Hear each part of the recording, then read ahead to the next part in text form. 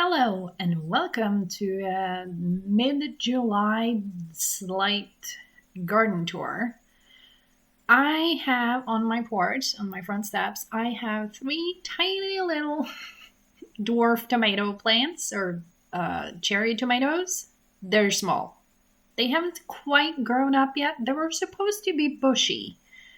The plants are more stringy, I guess you could call them, but bushy is not their thing. And I did put basil in two of the pots, and the basil is being eaten by something, and potentially also sunburn.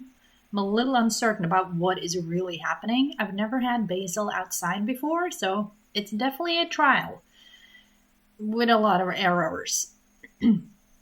But the tomatoes, I mean, they're promising. They're promising. The not so promising thing, and you'll see it throughout the video, is the grass. The reason I mention that is because it's been a month since it last rained and everything is dry. And my apple tree, which had so many apples 2 years ago, to the point where I didn't know what to do. And then last year it had no apples. This year it does have some apples, but they're currently small. Obviously, they haven't had time to grow yet, but it's also so dry that they're like almost shrinking a little and not feeling full when I touch them because it is so dry and everything is struggling. So, yeah, like the grass is just, I cut some of the grass because it was long and green, and now it's short and yellow and brown and potentially dying a little, unfortunately. But where I haven't cut, it's still kind of lush. This is a small area where there were supposed to be dahlia tubers. Not many grew up, but I also have, I think they're called Jerusalem artichokes in English. Also struggling. Everything is struggling. But I will say I've had at least the ability to eat a couple of strawberries. So that is super nice. And they're so sweet, red all the way through, so tasty. But the dahlias, not doing quite as much as I would have liked. But when you're not having a lot of water. And these are 4 rows that I tried, but also did not do well with. But some brassicas and, what's the English name? Rutabaga, I think. But the 4 rows are overgrown with weeds, but at least a couple of beans are sprouting and growing, but not many. And this soil here was not kind of like smashed up enough, so when I try to weed, I get like big clumps of soil. But the rutabaga might happen, maybe. I mean, I should totally water more. I really need to. And the reason I'm walking the road instead of just over my field to the other part is because only a couple of weeks ago I saw a snake on the road, and I don't feel like saying hello to the snake all that much because that's like the one poisonous snake we have. It's called hoggorm in Norwegian, but I don't know the English name. So to be safe, I always walk the road and not like in the very tall grass with small shoes. Because, I don't want to risk anything. So moving from one space to another takes a little bit of time. But the fencing for the deer, or against the deer, I guess, it is done. So that's a good thing. But as you can see, there's so much yellow because it is so dry. And this little patch here, potatoes, brassicas, and some root veggies. I mean, look at this. Come on. Look at the potatoes. They're like these are supposed to be way bigger. And you look at the leaves, they're drying up because it's so dry, and also I'm not watering enough. So I really should be watering. Not very good at it, as I said. So yeah, that's a challenge. But some carrots are coming up. I'm hoping they'll be okay. The radishes went to seed before I could use them, and also I love growing radishes, but I don't really like the taste of them. And it was supposed to be beets here, but not much came up. Re-sowed some carrots, and at least there might be some more carrots, but and some turnips at the end there. But it's not going great because it hasn't rained for a month. That's a long time with no rain. Sure, the weeks before, when it actually did rain, it rained a lot. But when it doesn't rain for a month, things get dry. Really dry. Really, really dry. Case in point, this tiny little row was supposed to be sunflowers. They have all shriveled up and died because no water.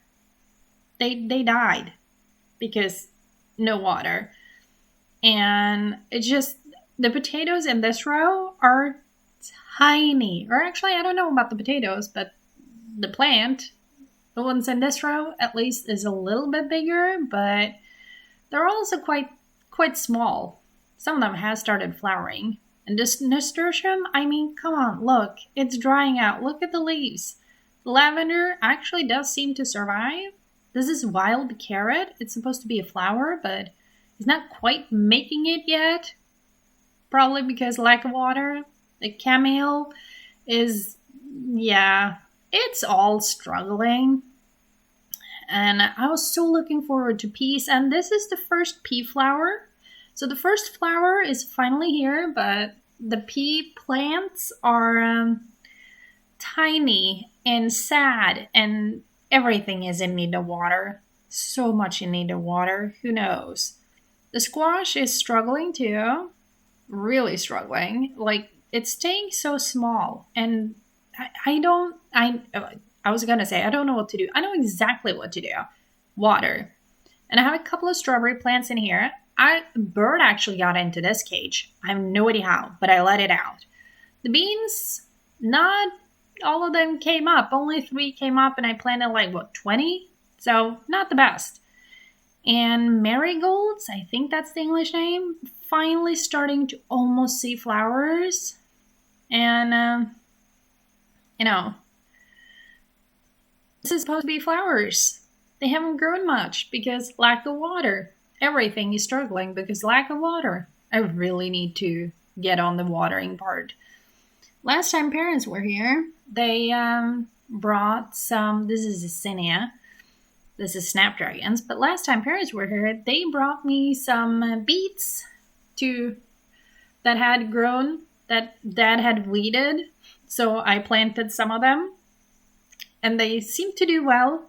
And then I forgot to water for a bit, and now they're struggling.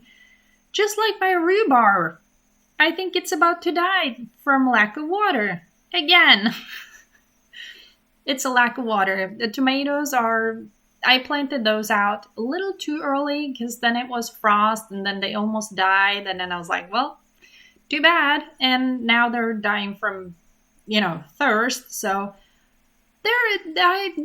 I have a lot of I have learned, but I mean, at least some things are doing well. The fencing, strawberries, and brassicas. The brassicas, I put the net on probably a week after I planted them.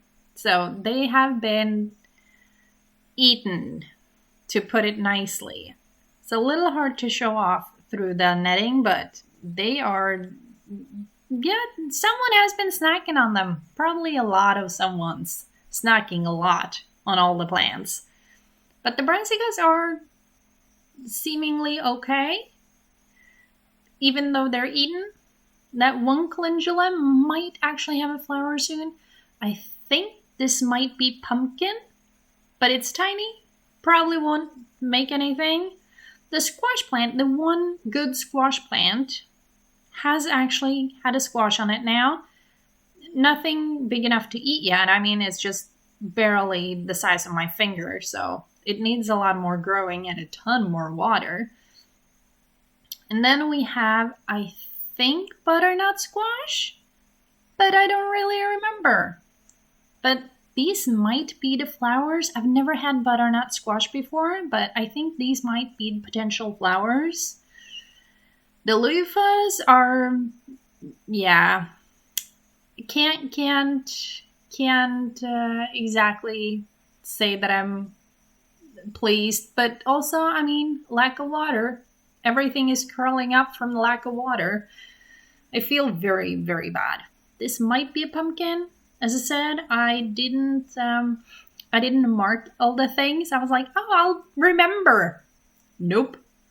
I think this is a cantaloupe melon.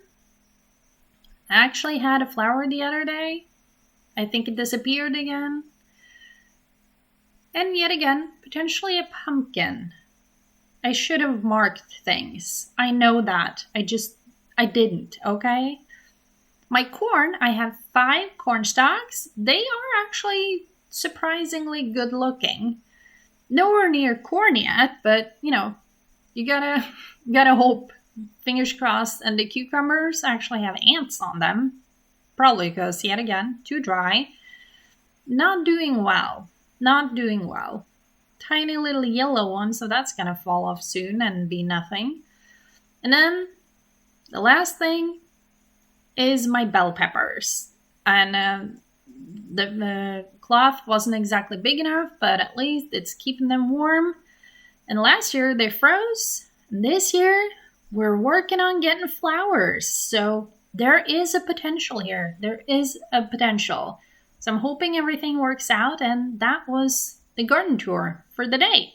I hope you enjoyed it and good luck.